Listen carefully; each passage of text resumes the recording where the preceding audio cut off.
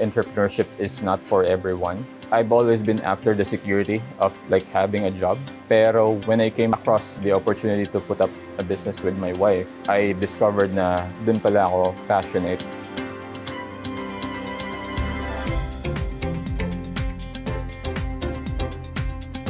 Nag-start siya way back 2013.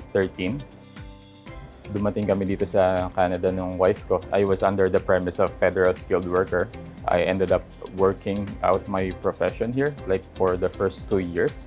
Then yung wife ko, who's a pastry chef back at home, she looked into, like something na parang side hustle lang in the beginning. May nakita kaming listing ng equipment. Mag-asawa rin, magre-retire. They were selling their popcorn equipment. So sabi namin, ba't di natin subukan? Nagsimula kami weekend lang, like one festival to another kasi hindi naman namin magawa ng full-time, di ba? Ito yung ginagawa namin sa festivals. Sabi nila, you could never go wrong with this flavor, and they were kind enough to let us know kung paano nila ginagawa. And looking back at it, kumbaga parang hulog sila ng langit sa amin. So dito kami nagpaikot-ikot sa dalawang flavors na to kasi madali siyang execute kapag ka nasa 10 by 10 na tent ka lang sa festivals, di ba? Yung branding na naisip namin is Toronto Popcorn Company. The reason behind it is because landed immigrant kami dito and we were thinking of something na ma-appreciate ng hindi lang Filipinos but Canadians in general. And then na-realize namin na may potential pala eventually. So nag-isip kami, sabi namin, ikot tayo, hanap tayo ng pwesto. Luckily, we found a pwesto sa Kensington Market and we ended up like opening like an actual store. That's when my wife was able to, play around with, developing other flavors na rin.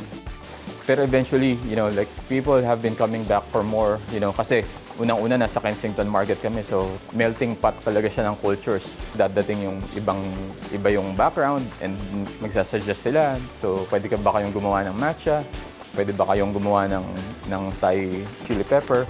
Nahirapan kaming i-decline actually in request. So my wife, having that, pastry chef background, she tried her best trying to accommodate those requests. And from then on, dumami ng dumami. So like before we knew it, parang nasa 70 plus flavors na kami. Pagka nilagay mo yung seasonal flavors, tutungtong na siya ng 100 plus. So first year, syempre, medyo struggle, ganun. Second year into opening the store, parang nakilala na kami, pinupuntahan na kami ng mga tour groups, mga ganun. Nagtayo kami sa Scarborough ng commissary facility. Along with that, nagre-reach out na sa amin yung mga big name grocers. We were in Saks of Fifth, we were in, like McEwan's Wine Foods, mga ganun. After that, we opened a store in Queen Street. It was doing really well. After that Beaches location store, we were working towards opening like a flagship store sa Union Station. It was doing really well and then COVID happened. So, yeah.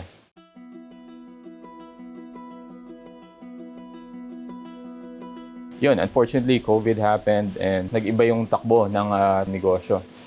A year after COVID, or 2 years even, we ended up shutting down the stores one by one.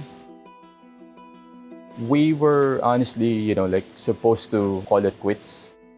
Kasi talagang there's really no foot traffic. Pero one thing that ended up happening was that the Christmas after that crossroad na parang sara na lang siguro na yung store, bigla namang nag-spike up yung web orders. Whatever shortfall that we were having dun sa retail, pinick up nung web orders and yung mga wholesalers, they were approaching us, gift basket companies and whatnot. Life goes on and we were lucky to have pulled out of the situation. Word of mouth lang siguro.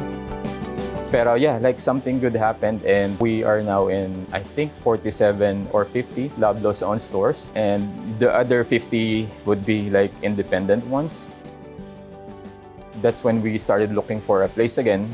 Luckily, nakahanap kami nitong bagong pwesto.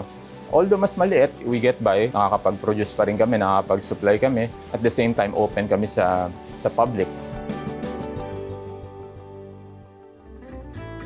Some of the flavors that we have actually stemmed out from collaboration namin with other manufacturers. You know, like a big hot sauce company reached out to us before. They asked us to develop, a flavor for them using their hot sauce as the base.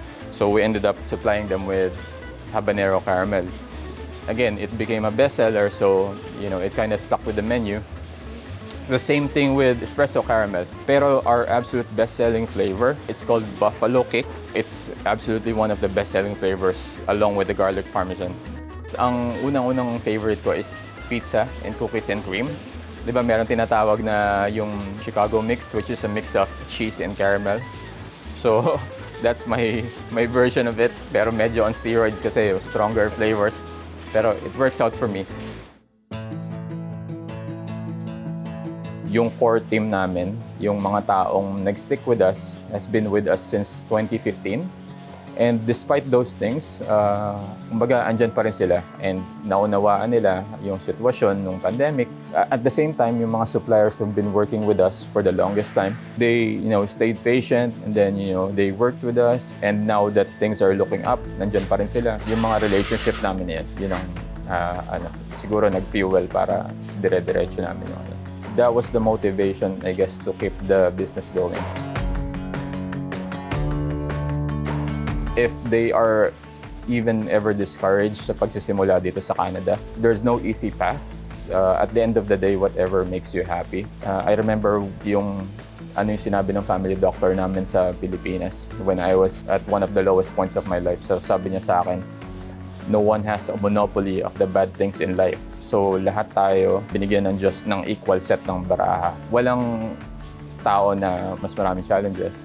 Just play your cards right and just keep going. And things will look up, especially dito sa Canada.